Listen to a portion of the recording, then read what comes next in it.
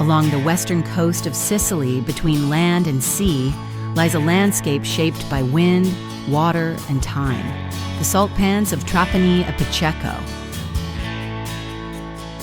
From above, this place reveals a perfect geometry. Shallow basins stretching toward the horizon, reflecting the sky like endless mirrors.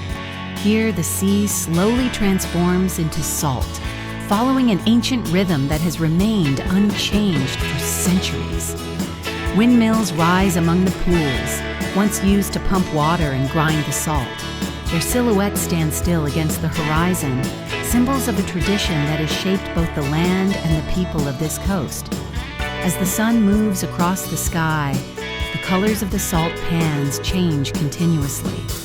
From bright blues and whites to soft shades of pink and gold, the water reflects every cloud, every light, turning the landscape into a living painting.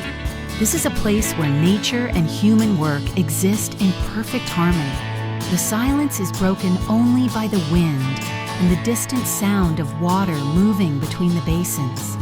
At sunset, the magic reaches its peak. The sky burns with color, and the salt pans become a sea of reflections, a world suspended between earth and sky.